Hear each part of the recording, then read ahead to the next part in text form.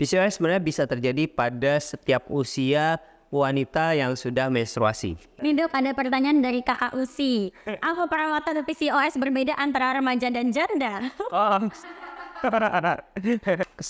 Mungkin karena perubahan gaya hidup zaman sekarang ya, jadi PCOS itu meningkat sekitar 10-15% dari populasi. Jadi cukup banyak dan PCOS ini juga bisa mengganggu kesuburan.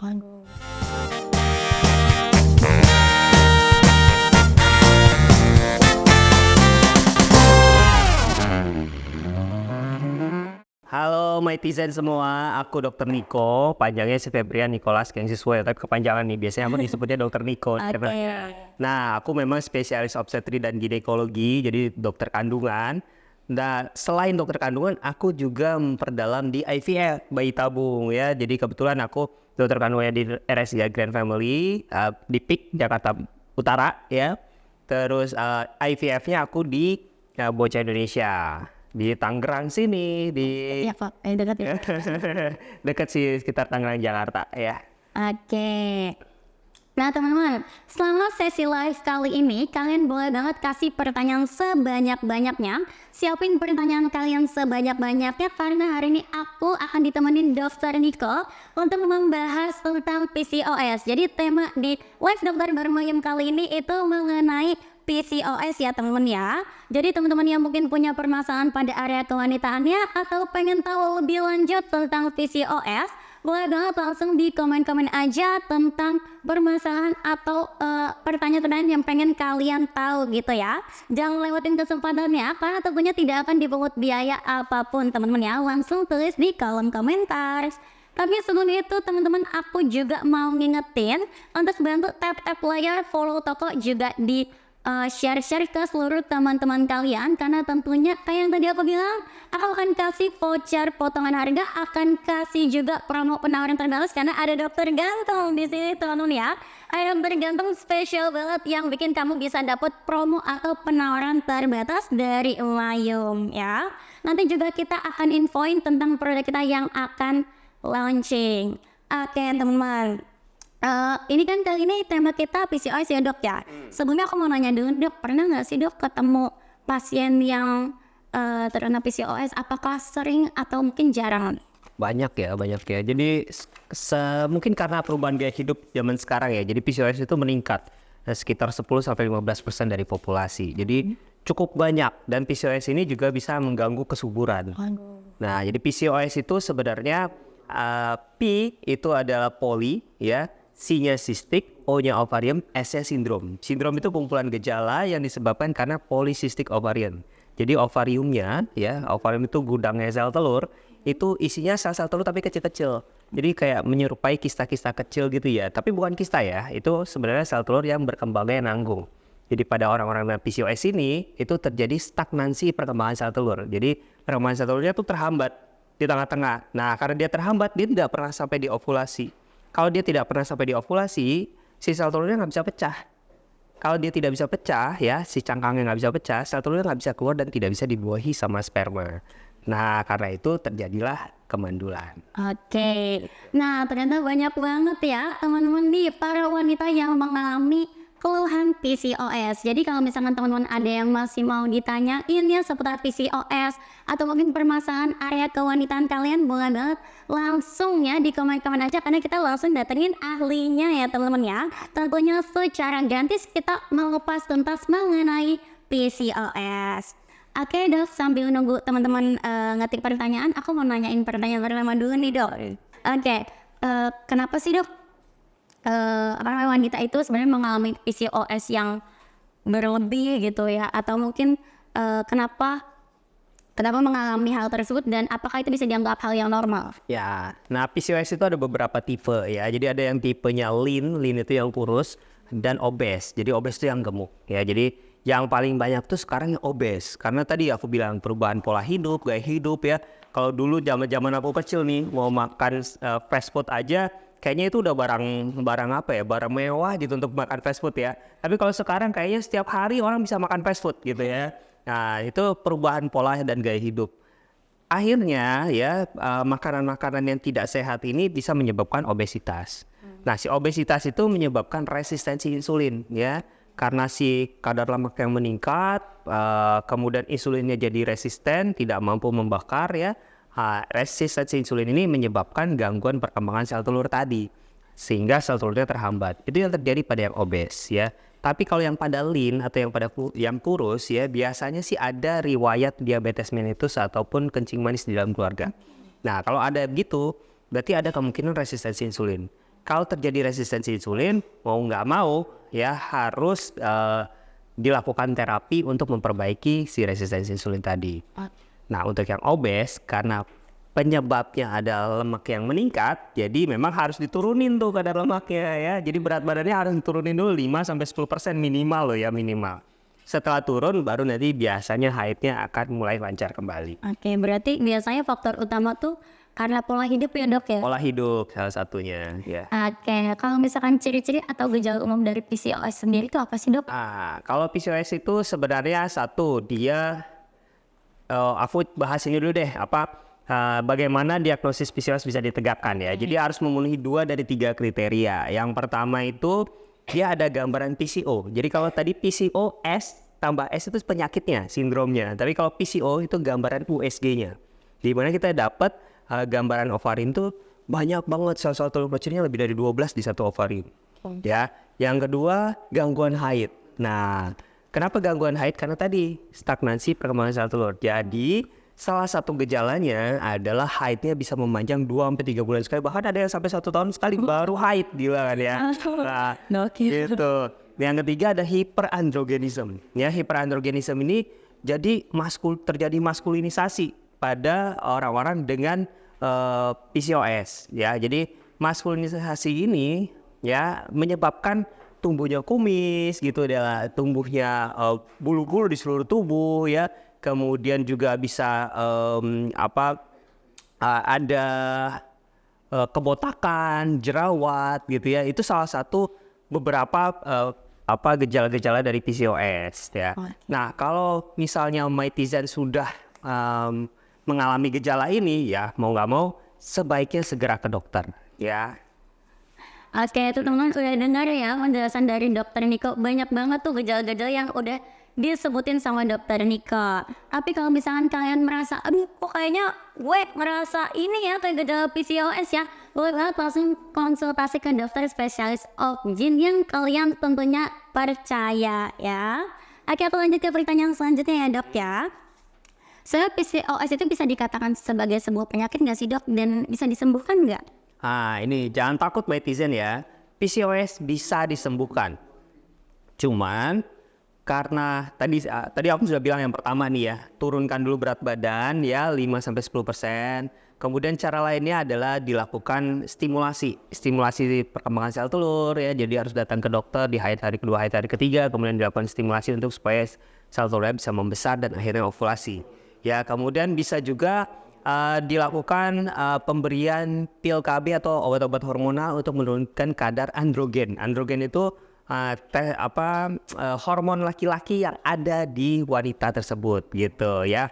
Nah, setelah itu kalau memang semua tidak bisa dengan jalan obat-obatan, mau tidak mau kita lakukan operasi dengan laparoskopi. Jadi dilakukan tusukan-tusukan pada ovarium supaya sel telurnya pecah-pecah ya, sehingga nanti rantai PCOS-nya terganggu dan kembali normal. Gitu sih. Oke, teman-teman udah makin tahu dong ya tentang PCOS itu sendiri, juga tahu tentang ciri-ciri penyakit PCOS-nya ya. Buat yang baru saja join, boleh banget dibantu tap-tap layar, follow toko, juga di-share ke seluruh teman-teman kalian supaya tahu pentingnya menjaga kesehatan area kewanitaan. Karena kita ada tamu spesial, akan ada promo nantinya ya. Kita akan kasih promo nantinya, juga kita akan kasih info kalau misalkan kita akan ada produk yang launching sebentar lagi ya kakak ya, yaitu Mayum Menstrual Relief Drink yang bisa memperlancar siklus menstruasi kamu gitu. Oke, aku next ya dok ya. Pertanyaan lainnya.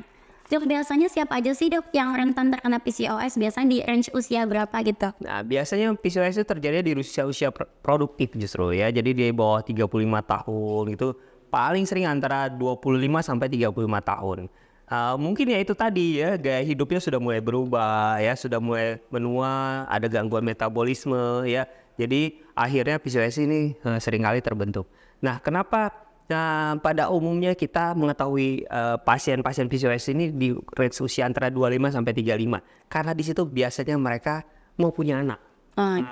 Karena mereka sulit untuk punya anak ya, akhirnya mereka baru datang gitu. Kadang-kadang kalau cuman gangguan haid, kadang-kadang mereka nanti aja males ke dokter ya gitu ya. Tapi kalau begitu udah mau punya anak, mereka datang ke dokter. Gimana nih dok caranya? Aku PCOS, aku mau punya anak gitu kan ya. Jadi akhirnya mau nggak mau kita terapi ya sekaligus promil gitu. Oke, tuh teman-teman, pokoknya kalau misalkan kalian udah merasa ada kesalahan gitu ya, udah ada gejala-gejala umum yang kalian alami kayak tadi dokter Nika udah sebutin, langsung cepet-cepet aja konsultasi ke dokter spesialis OB-GYN. Jangan sampai nunggu terlambat ya dok ya, jangan sampai nunggu terlambat baru konsultasi. Aduh, keburu telat saya, keburu telat. Jadi dari semudah mungkin ya, sedini mungkin kalau bisa merasa ada gejala langsung dikonsultasiin aja ya. Oke, kita lanjut ke pertanyaan selanjutnya. Dok, apa aja sih efek samping dari PCOS? Apakah ada gangguan mood atau mungkin gangguan tidur atau jerawat nih kira-kira? Yang paling bikin jengkel sebenarnya jerawat ya mungkin ya. Jerawat ya, kemudian biasanya kalau wanita nih kalau nggak haid lama rasanya kayak begah, kayak katanya darah kotor nggak keluar gitu ya. Padahal sebenarnya sih selama rahim tidak rontok nggak ada darah tuh Dela. Tapi yang paling sering itu, kemudian kebotakan ya, mulai kan hormon laki-laki ini naik nih, jadi terjadi maskulinisasi. Kalau maskulinisasi ya itu jerawat, kebotakan, kumis ya yang tadinya nggak ada kumis. Kalau memang aslinya berkumis tipis sih nggak apa-apa, memang secara genetik ya. Tapi ada yang kumisnya jadi tebal, kemudian bulu di sekitar perut, bahkan di dada itu juga salah satu gejala PCOS. Jadi ya paling kalau mau dihilangkan harus dengan tindakan laser, elektrofit gitu ya. Oke, udah makin jelas dong tentang PCOS sendiri. Oke, aku mau tanya nih dok. Jadi pertanyaan dari aku pribadi sih. Kan sebenarnya pola hidup yang kurang sehat itu bisa bikin faktor dari PCOS sendiri ya. Kalau aku nih yang sebagai host live yang mungkin tidurnya kebalik, pagi jadi siang, siang ke malam gitu. Nah itu bisa nggak sih dok jadi salah satu faktor terkenanya PCOS? Ya, jadi ada beberapa tipe PCOS juga ya. Jadi selain tipe-tipe yang tadi lean dan obes, ada juga yang tipenya inflamatory ya. Ada yang tipenya juga karena androgen gitu ya. Jadi kalau yang tipe inflamatory itu rata-rata karena stres. Jadi karena stresnya tinggi, jadi ada hormon namanya SHBG protein yang mengikat gitu ya, mengikat hormon-hormon untuk diatur. Nah itu dia meningkat, akhirnya apa? Akhirnya terjadi gangguan siklus haid gitu. Jadi stres yang terlalu tinggi juga nggak boleh ya. Jadi tidur harus cukup nih ya Dela, terus olahraga, makan makanan yang sehat, pola hidup juga harus sehat. Ya. Kalau misalnya tidurnya cukup tapi kebalik gimana tuh dok? Nah, coba diusahakan, sebenarnya kebalik sih nggak apa-apa, yang penting dalam 24 jam itu ada 8 jam waktu tidur. Ya, kalau mau istirahat 1 jam di siang hari atau di tengah-tengah hari itu boleh. Oke. Ya. Nah tadi kan kita udah bahas nih dok, kalau misalkan PCOS juga bisa bikin gangguan mood gitu-gitu kan ya dok ya. Nah berarti bisa dong dok, PCOS itu mempengaruhi kesehatan mental?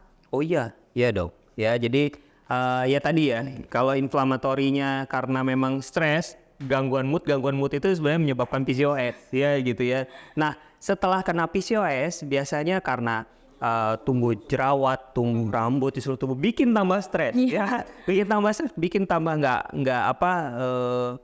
tidak percaya diri dan akhirnya semakin stres. Nah ini juga mempengaruhi mood ya, jadi harus dilakukan pengobatan terapi, tidak hanya terapi secara medisinalis tapi juga secara psikologis kalau memang diperlukan gitu Dela. Oke, berarti nih teman-teman ya yang pengen sehat mental ataupun tubuhnya ya, pokoknya kalau udah merasa ada kesalahan, ada gejala-gejala yang bikin kalian gak nyaman tuh boleh banget langsung konsultasiin ke ahlinya aja ya. Karena tentunya salah satu nih penyakit nih ya, bisa kemana-mana ya dok ya, bisa ke mental ya, bisa bikin gak percaya diri, wah banyak banget tentunya ya. Makanya kalian bukan kalau ada permasalahan langsung dikonsultasiin ke ahlinya. Nah sekarang ini teman-teman mumpung kita langsung datengin dokter Niko. Jadi kalau misalkan kalian mau konsultasi tentunya secara gratis ya dok ya. Ya, boleh banget langsung di komen aja. Spesial netizen. Oh iya dong, spesial untuk netizen aja ya teman-teman ya. Oke, lanjut ya dok ya. PCOS ini sebenarnya terjadi juga masih dok sama remaja. Tadi kan dokter bilang kalau misalkan PCOS ini kebanyakan untuk yang udah usia produktif ya. Nah, bisa masih terjadi pada remaja dan bisa berpengaruh nggak ke tumbuh kembangnya? Ya, PCOS sebenarnya bisa terjadi pada setiap usia wanita yang sudah menstruasi, ya. Tapi biasanya kalau dia masih muda, masih di bawah 20 tahun begitu, kadang-kadang bukan karena PCOS jadi gangguan haidnya, karena jalur sensoris, jalur saraf dari kepala ke organ reproduksinya itu belum sempurna.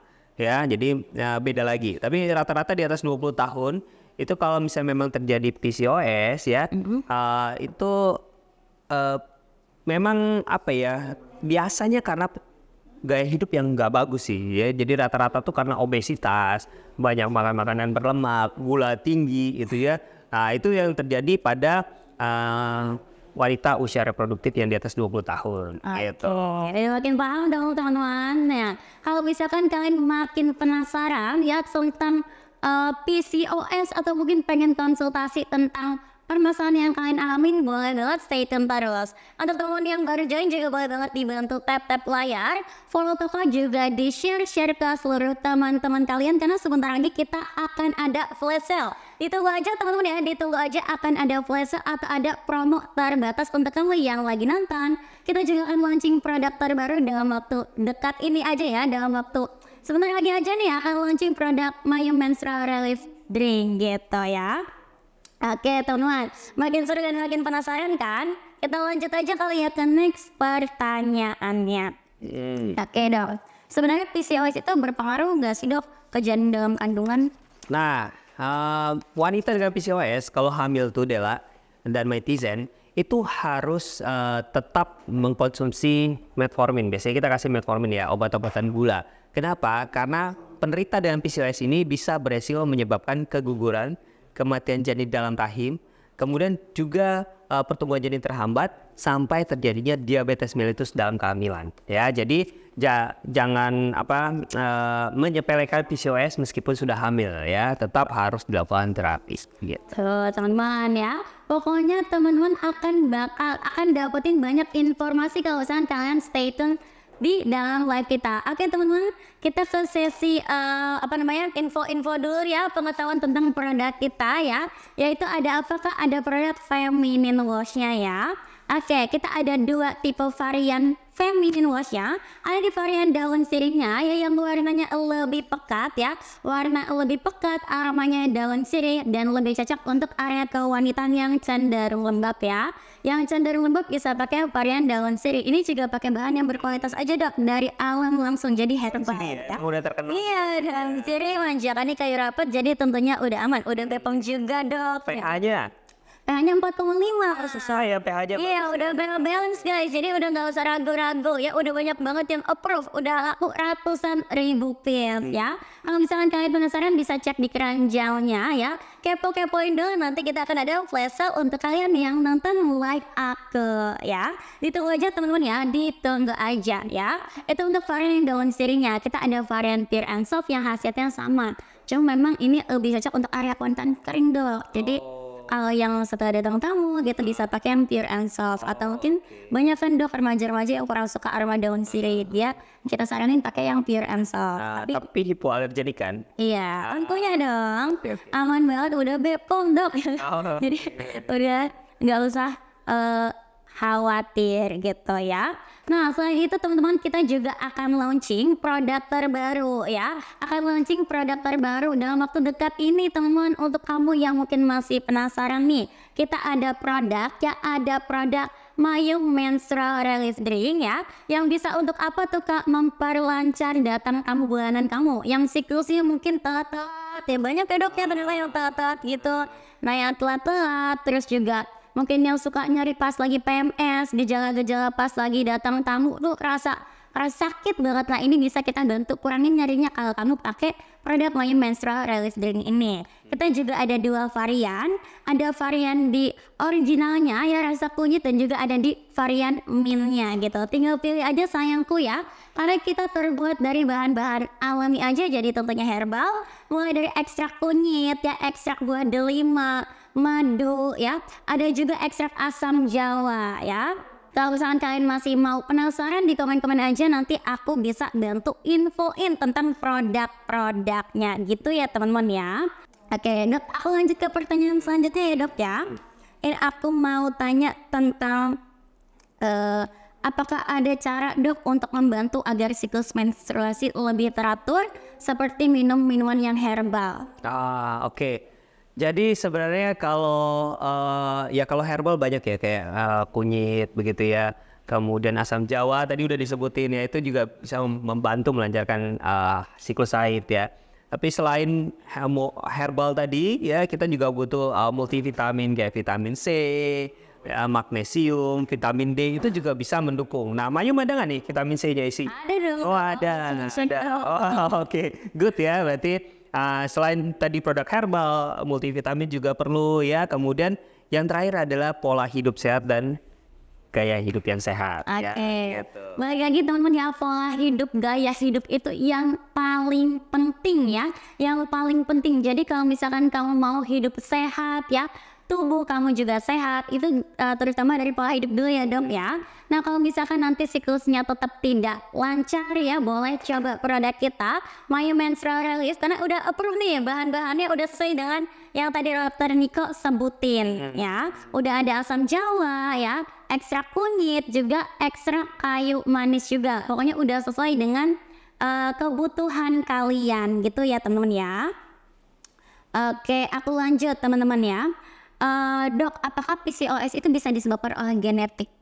Ya, tadi kita udah bahas sebenarnya yang tipe lean ya, yang tipenya kok kurus-kurus bisa jadi PCOS. Biasanya kan yang obes yang jadi PCOS. Ini yang tipenya kurus lean. Nah, ini biasanya terkait dengan genetik. Jadi misalnya orang tuanya atau nenek kakeknya ada yang pernah kena diabetes mellitus atau kencing manis, itu juga bisa menyebabkan gangguan resistensi insulin pada si pasien. Nah, sehingga terjadilah PCOS. Oke, itu teman-teman, ternyata nih untuk kakak Widi ya, untuk kakak Widi ternyata PCOS juga bisa disebabkan oleh genetik. Selain pola hidup yang sehat ya, pola hidup yang kurang sehat ya, PCOS juga bisa disebabkan oleh genetik. Jadi kalau misalnya kalian merasa, aduh aku ada genetik PCOS nih, boleh cepet-cepet dicek ya Dok ya, ke dokter spesialis langsung ya. Biar apa Kak? Biar nggak terlanjur parah duluan gitu ya, baru konsultasi, aduh nanti malah terlambat, malah susah punya keturunan gitu.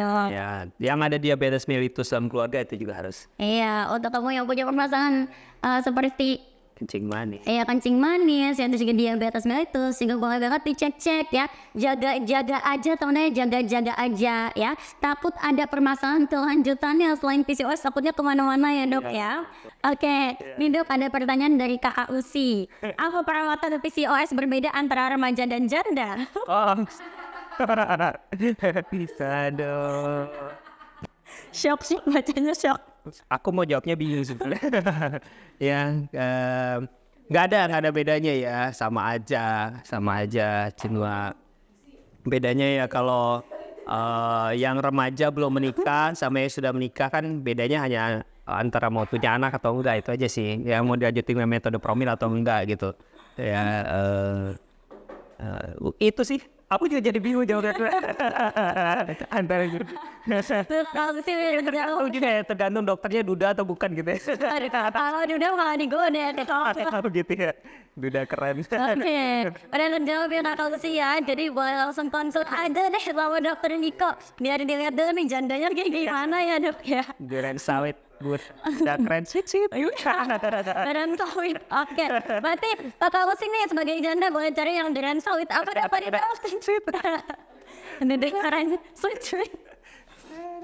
Oke, kita lanjut. Apa tadi namanya? Kakak Usi. Usi ya. Sikat aja. Sikat aja boleh. Oke, kita lanjut kali ya Dok ya. Oke. Dok, jika PCOS nggak bisa sembuh dan juga susah hamil, apakah saya harus program bayi tabung? Ya, Program bayi tabung bisa jadi salah satu lining terakhir ya kalau memang semua pengobatan tidak bisa ya. Jadi kalau daripada pilihannya adalah bayi tabung atau laparoskopi tadi yang aku bilang ya. Jadi kalau misalnya memang mau langsung promil ya nggak usah laparoskopi, kita langsung bayi tabung aja. Nanti akan distimulasi dengan dosis tinggi supaya sel telurnya berkembang semua. Ya nanti berkembang semua, terus tadi kita akan ovum pick up, kita ambil satu-satu, baru kita kawinkan di luar, nanti tinggal ditransfer ke dalam ya. Cuma hati-hati dengan pada penderita PCOS yang melakukan bayi tabung, ada resiko terjadi OHSS, tapi nggak usah khawatir, kita akan bisa redam ya. OHSS itu ovarian hyperstimulation syndrome, jadi ada pengumpulan cairan di dalam perut, bahkan bisa di paru-paru. Nah itu bisa menyebabkan kematian sih. Tapi nggak perlu khawatir, kita punya protokol IVF itu semua kita akan atur supaya tidak terjadi OHSS gitu. Ya. Oke, udah terjawab ya teman-teman ya, udah terjawab pertanyaannya. Jadi kalau misalkan kamu mau bayi tabung ya boleh banget langsung ke dokter Niko ya dok ya. Dan langsung nanti aku promosiin di ending, makanya stay tune ya. Udah enak nih ngobrol sama dokter Nikonya, dapat jawaban yang sesuai, jadi bisa konsultasi yang lebih lanjut ya. Oke, kita lanjut ke pertanyaan selanjutnya ya.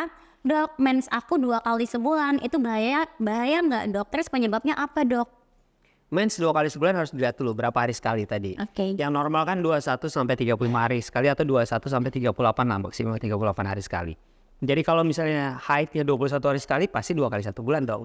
Ya kan sebulan kan 30 hari gitu ya. 24 hari masih 2 kali sebulan gitu lah. Jadi 28 hari bisa aja 2 kali sebulan, padahal itu normal ya. Jadi harus dilihat hari pertama haid ke hari pertama haid berikutnya itu berapa hari sekali. Gitu. Kalau masih antara range itu masih normal. Oke, ini lagi nih pertanyaan lagi dari Maitizen. Dok, kenapa ya kalau lagi datang tamu itu nggak mau produktif atau males terus bawaannya? Itu kenapa dok? Jadi karena ada imbalance hormonal, hormonnya kan turun tuh, estrogen progesteron jatuh terjun bebas gitu ya. Nah itu bisa menyebabkan mood swing.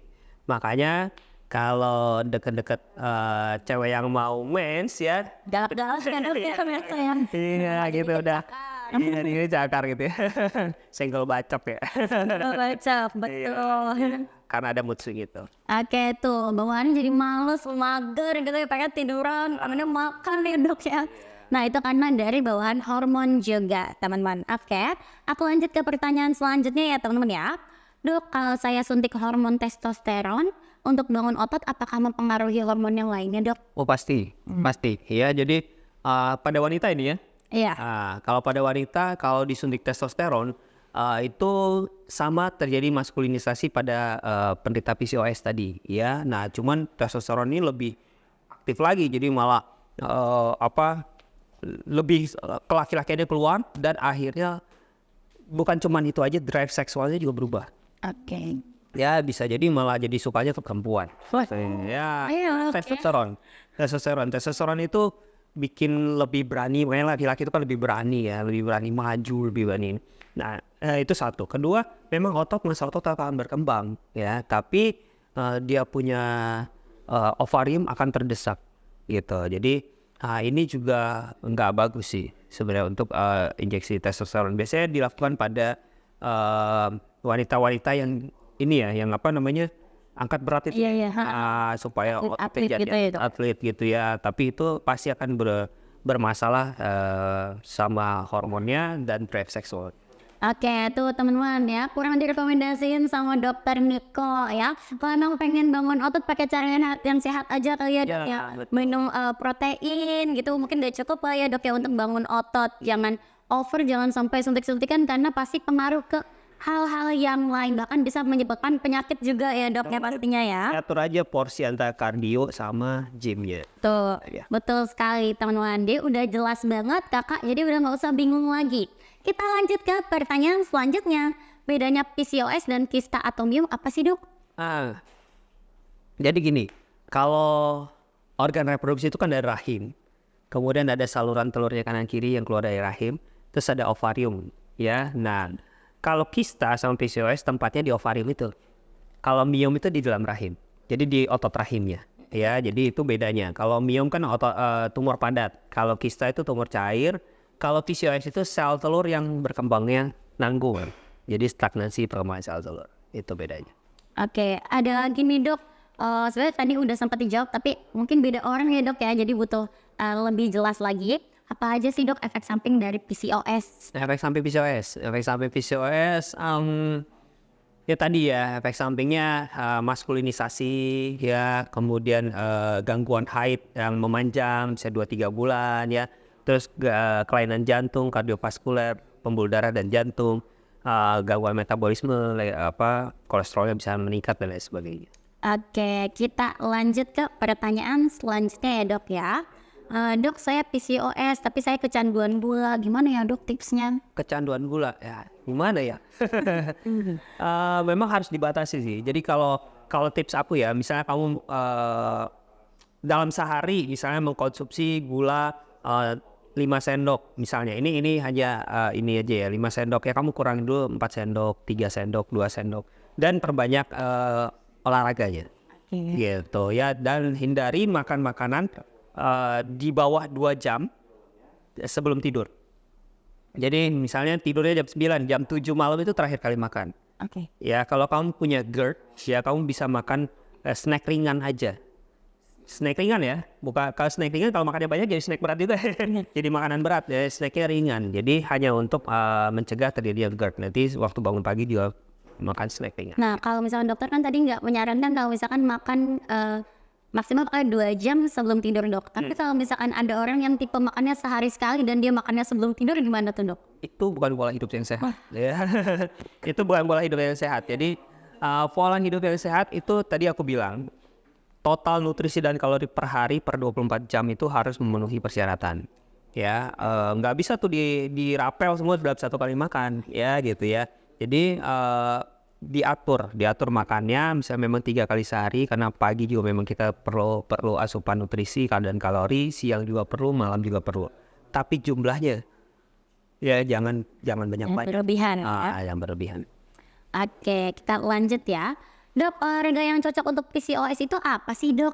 Olahraga yang cocok ya, karena dia targetnya adalah menurunkan kadar lemak, yang cocok pasti yang kardio. Ya, yang kardio itu yang lari gitu ya. Terus sepeda, betul. Oke, itu udah dijawab teman-teman ya. Jadi kalau misalkan kalian mau olahraga sekalian untuk menurunkan berat badan ya, boleh banget cari olahraga yang bersifat kardio. Bisa lari, sepeda ya, atau mungkin renang, betul sekali. Terus atau mungkin mau jalan-jalan santai juga nggak masalah ya dok ya. Yang penting badannya gerak gitu ya. Pasti kalau misalkan kalian rutin, hidup kalian juga akan lebih sehat gitu. Oke, kita lanjut ke pertanyaan selanjutnya. Dok, apakah kalau misalkan lagi hamil tetap boleh strength training? Olahraga berat gitu dok? Kalau hamil aku lebih saranin untuk aktivitas ringan sampai sedang ya. Sebenarnya tiap orang beda-beda. Kayak istri aku dulu pernah Thai boxing gitu ya. Jadi tapi nggak apa-apa kehamilannya. Tapi ada orang yang misalnya cuman jalan santai aja di treadmill, tiba-tiba udah kontraksi, dia flag gitu ya. Jadi alarmnya nih, kalau ada nyeri perut bawah atau kram perut bawah, berarti itu aktivitasnya sudah berlebihan. Harus istirahat, bed rest minimal 30 menit. Kita lihat kalau di atas 30 menit dia hilang, aman. Tapi kalau di atas 30 menit dia tidak berkurang sama sekali atau malah makin jadi, itu udah harus hubungi dokternya. Oke, berarti biasanya tuh yang aman tuh yang dari sebelum hamil tuh udah ada aktivitas beratnya juga ya dok ya? Ya, jadi memang dia sudah terbiasa. Udah. Jadi, don't try this at home. Betul, jangan coba-coba kalau sebelumnya nggak pernah tiba-tiba mau olahraga, bawaan bayi gitu ya, malah nanti kram perut segala macam, aduh malah bahaya. Saya ikutin aja dari sebelumnya gimana ya. Kalau emang jarang olahraga ya udah, mungkin kalau olahraga jangan santai aja ya dok ya. Kalau misalkan sampai olahraga berat, aduh jangan deh, jangan dilakuin, takutnya nanti malah kemana-mana. Atau mungkin boleh konsultasi langsung aja ya dok ya, ke dokter kandungannya, tanya kira-kira aman gak gitu ya dok ya. Itu solusinya paling ya. Ada lagi nggak nih teman-teman yang mau tanya-tanya? Boleh banget ditanyain aja, karena kita masih ada sesi tanya jawabnya sampai di 20 menit ke depan. Dalam 5 menit lagi kita juga ada sesi flash sale. Jadi kalau misalkan kalian mau dapetin komen mau dari saran, juga dibantu tap-tap layar, follow, di share ke seluruh teman-teman kalian. Untuk kamu yang mungkin masih penasaran nih sama produk terbaru kita untuk Mayum Menstrual Release Drinknya, boleh di komen-komen aja, nanti aku bantu jelasin ya. Oke, Dok, sebenarnya saat menstruasi itu boleh nggak sih olahraga, terutama berenang nih? Berenang, ya asal jangan bikin merah. Ini kalau renangnya aja ya. Sebenarnya boleh-boleh aja sih. Kalau sekarang kan ada zamannya sekarang ini udah ada menstrual cup ya. Ya. Ya kalau memang perlu memang silakan aja gunakan menstrual cup untuk sebelum berenang gitu ya. Tapi kalau enggak ya harus dipastiin ya jangan sampai bikin Kolornya renangnya jadi merah, ntar dikira sirup cherry gitu. tiba-tiba kok banyak banget, apaan nih? Tapi ada yang bilang kita lagi mens di mau berenang, tapi kita udah bersihin mensnya, terus kita langsung dibuat itu darahnya nggak keluar. Ya, tekanan di dalam kolam renang itu ya itu bisa menyebabkan si darah mens sebenarnya bisa tertahan di dalam. Tapi bisa aja pada saat kamu naik terus ngucur kan, kita nggak tahu gitu. Jadi sebaiknya atau lagi banyak-banyaknya nih gitu ya. Jadi sebaiknya sih ya jangan. Hindari, Dok. Ya, atau Oke. pakai menstrual cup tadi. Udah kejawab ya temen-temen ya. Kalau misalkan emang mau ya pakai menstrual cup-nya. Tapi kalau emang lebih baiknya nggak usah ya Dok ya. Mungkin masih banyak olahraga lain yang bisa dilakuin pas lagi datang tamu bulanan. Oke, kita lanjut ke pertanyaan selanjutnya nih. Kenapa sih Dok darah haid aku menggumpal? Kira-kira ada penyakit apa nih sama diri aku? Nah, darah haid menggumpal itu terjadi karena di dalam darah itu ada faktor pembekuan darah. Ya, jadi karena haidnya banyak, faktor pembekuan darah yang keluar juga ikutan banyak di dalam darah tersebut. Jadi dia gampang menggumpal. Ya. Nah, untuk darah haid yang normal itu maksimal 80 cc per hari. 80 cc per hari itu setara dengan 4 pembalut penuh. Ya, jadi kalau lebih dari 4 pembalut penuh ya, pembalut normal ya, bukan panty liners, bukan yang gede banget, bukan ya. 3 cm Ya, gitu ya. standar. Iya standar ya, yang satu ininya kan biasanya 20 cc itu kalau dia penuh ya. Jadi 4 pembalut penuh itu 80 cc. Kalau lebih dari 4 pembalut penuh ya, dan itu terus menerus, tidak hanya terjadi pada satu hari ya, segera ke dokter. Oke. Apalagi kalau akhirnya jadi pucat atau anemia. Itu ada sangat sesuatu tuh, apakah ada miom, ada polip ya, atau amit-amit nih ada kanker serviks. Nah, pokoknya kalau misalkan udah ngerasa ada kena keanehan yang mengganjal, lebih baik langsung konsultasin aja ya Dok ya. Daripada menduga-duga atau mungkin baca Google kayak yang tadi udah aku sebutin, bikin overthinking doang saya, malah nggak enak, malah bikin kepikiran, nanti nggak sehat mental kalian juga kebanyakan overthinking ya. Nah, kalian yang mungkin masih mau tanya-tanya boleh banget, tentunya masih ada konsultasi gratis ya. Masih ada konsultasi gratis sampai jam 2 siang aja ya. Tinggal 17 menit lagi aja nih Dok. Udah berasa ya Dok ya? Nggak kerasa ya. Udah berasa ya. Oke, kita lanjut ke pertanyaan selanjutnya. Dok, bisa jelasin nggak ciri-ciri PCOS ringan, sedang, juga berat? Pembagian PCOS sih nggak ada ringan sedang berat sih sebenarnya ya, tapi intinya adalah ada empat pembagian PCOS yang A, B, C, D. Ya, A itu ada gambaran PCO, ada hyperandrogenism ya, ada juga gangguan haid atau anovulation yang kronik ya gitu ya. Nah, kalau yang A ini, kalau tiga-tiganya ini ada pada penderita PCO, berarti itu udah masuk yang berat. Oke. Ya, tapi kalau cuma 2, ya masih ringan-ringan. Yang paling ringan itu sebenarnya yang D. Yang D itu dia hanya ada PCO sama gangguan haid doang. Oke. Ya, yang D ini PCO dan gangguan haid ini itu lebih gampang diobatinya dibandingkan 3 yang lainnya. Apalagi yang A tuh yang tiga-tiganya ada. Gitu. Nah, jadi tidak ada pembagian yang ringan sedang berat sih sebenarnya. Cuman memang yang lebih gampang diobati itu yang hanya ada gambaran PCO dan gangguan haid doang. Oke, itu teman-teman udah tahu ya perbedaan yang ringan, sedang, juga berat. Kalau misalkan pengen tahu lebih lanjut, aduh Dok, berarti aku bagian termasuk yang mana ya? Boleh banget langsung konsultasi aja ya Dok ya. Lebih amannya konsultasi ke dokter spesialis obgyn ya. Oke teman-teman, kita udah masuk ke 15 menit terakhir aja ya. Jadi kita akan kasih kamu promo atau penawaran spesial, karena kita akan kasih promo buy one get one hanya untuk 20 orang tercepat lagi aja ya teman-teman ya. Promonya apa kak? Udah aku bantu jelasin. Buy one get one, Famine Wash-nya ada daun sirih dapat sirih lagi, lavender dapat lavender lagi, atau mungkin mau mix varian juga boleh banget. Langsung garcapin check out payment di mana kak? Di mayung.indonesia, langsung check out payment hanya untuk 20 orang tercepat aja ya. Oke, yang promo tuh berarti yang mana kak? Nih aku contohin ya temen ya.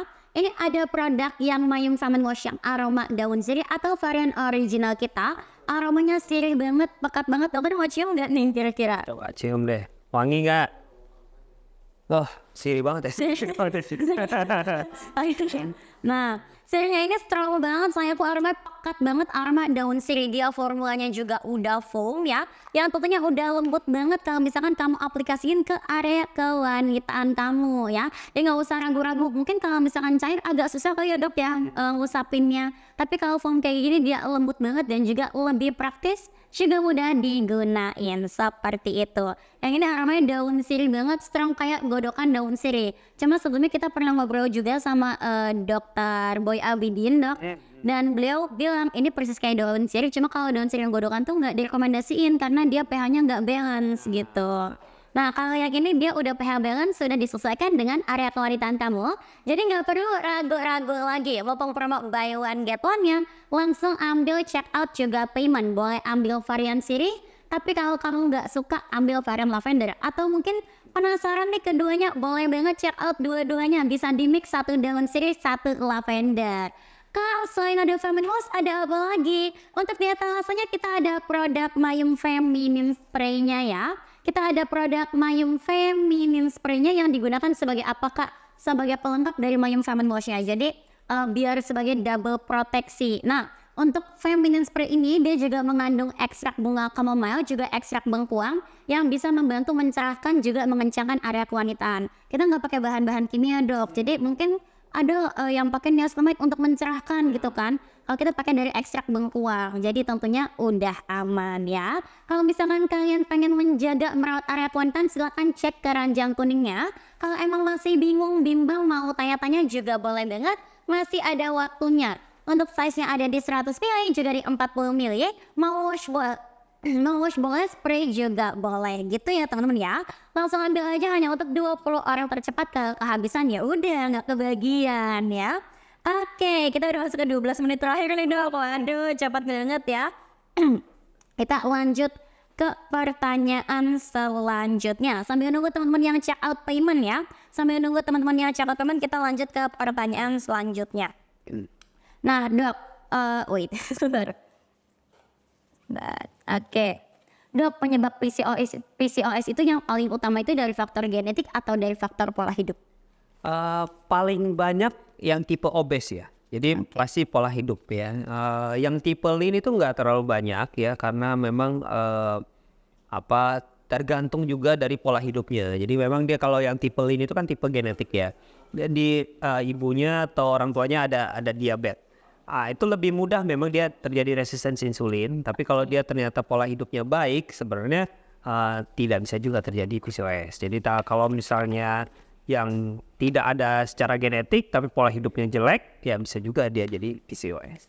Oke, berarti pertama-tama tetap pola hidup yang sehat yang harus kalian utamain. Tapi kalau misalkan kalian udah pola hidup yang gak sehat, punya genetik, waduh, dari muda, dari remaja, kalau bisa langsung dicek-cek aja ya dong ya, buat ngurangin potensi terjadinya PCOS ya, seperti itu.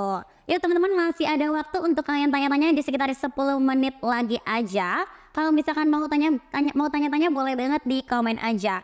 Dok, saya ingin promil tapi saya mencoba untuk jadi vegan. Apakah aman dok? Nggak masalah ya. Vegan gini, vegan bukan berarti nggak bisa obes ya. Jadi banyak pasien saya yang vegan tapi ternyata obes juga ada.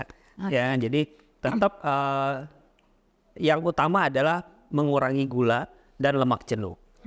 Ya, jadi walaupun vegan tidak ada hubungan dengan infertilitas, tidak ada hubungan dengan kesuburan, tidak akan juga jadi vegan terus tiba-tiba jadi langsung subur ya, karena semua tergantung pola hidup sama pola makan yang sehat tadi.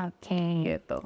Nah, waktunya udah tinggal 10 menit terakhir. Jadi kalau misalkan kalian ada yang mau ditanyain aja teman-teman sebelum kehabisan ya. Kita lanjut ke pertanyaan selanjutnya ya. Dok, sebenarnya, bentar, wait. Oke, ini udah oke. Dok, apakah benar minuman bersoda dapat melancarkan menstruasi?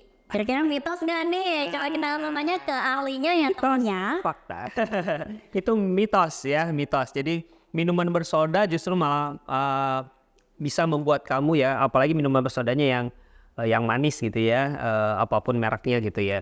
Itu bisa justru menyebabkan kamu menjadi obesitas ya, karena gulanya tinggi. Gulanya cukup tinggi, apalagi kamu intens minumnya setiap hari kamu minum gitu ya. Jadi nanti malah obesitas ini menyebabkan PCOS. Tapi si minuman bersoda tidak bisa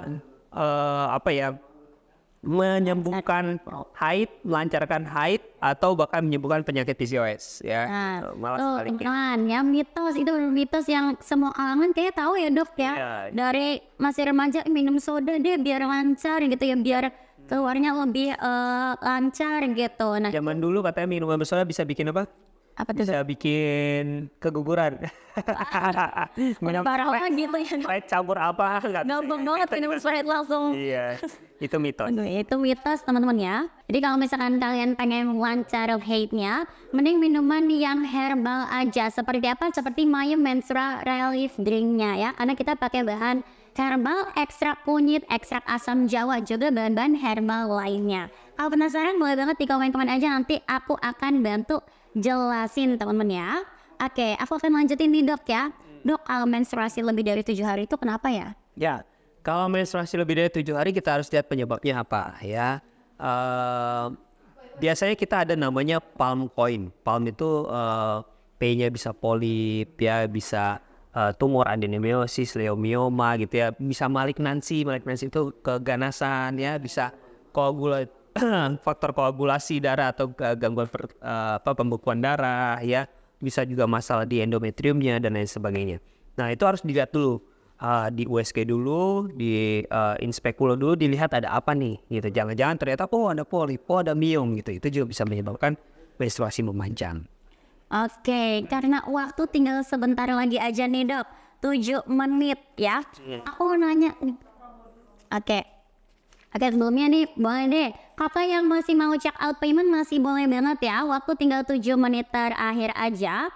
Manfaatkan waktu kamu sebaik mungkin ya. Manfaatkan waktu kamu sebaik mungkin untuk check out juga payment, mumpung masih ada 7 menit terakhir. Setelah itu udah goodbye, tidak akan kebagian. Oke Dok, aku mau nanya ke pertanyaan yang mungkin lebih individu gitu ya.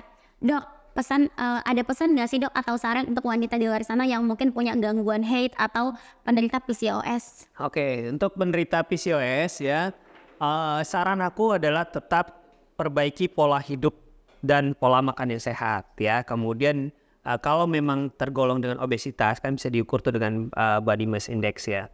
Nah kalau misalnya memang tergolong yang overweight atau obesitas, coba deh turunin berat badannya 5-10%. Bisa dengan olahraga kardio dan lain sebagainya. Nah, untuk yang gangguan haid, jangan cepat-cepat overthinking atau jangan cepat-cepat mendiagnosis secara pribadi bahwa ini ada sesuatu, ya. Nah, harus dilihat dulu di 3 siklus berturut-turut atau 3 bulan. Secara 3 siklus berturut-turut atau 3 bulan ini kita lihat nih, ada gangguan haidnya tetap ada atau enggak. Kalau dia cuman ada di 1 siklus aja, nggak usah peduli. Ya, nggak usah ditakutin, nggak usah dikhawatirin, karena itu hanya insidental di siklus itu aja. Ya, tapi kalau 3 siklus berturut-turut, udah saatnya mencari pertolongan ke dokter kandungan. Ya, nah untuk PCOS yang tidak membaik setelah menurunkan berat badan, maka bisa langsung ke dokter kandungan untuk dilakukan terapi. Ya. Oke, aku mau nanya nih Dok, pertanyaan dari aku pribadi. Sebenarnya banyak nggak sih Dok pasien-pasien yang awalnya tuh merasa malu untuk konsultasi ke dokter? Karena aku pribadi nih sebagai anak yang masih mungkin anak-anak muda gitu yang merasa aduh kalau misalkan konsultasi ke dokter diliatin ibu-ibu dikira hamidun duluan gitu. Ada nggak sih Dok yang mungkin pernah cerita ke dokter kalau kayak ngerasa hal yang sama gitu?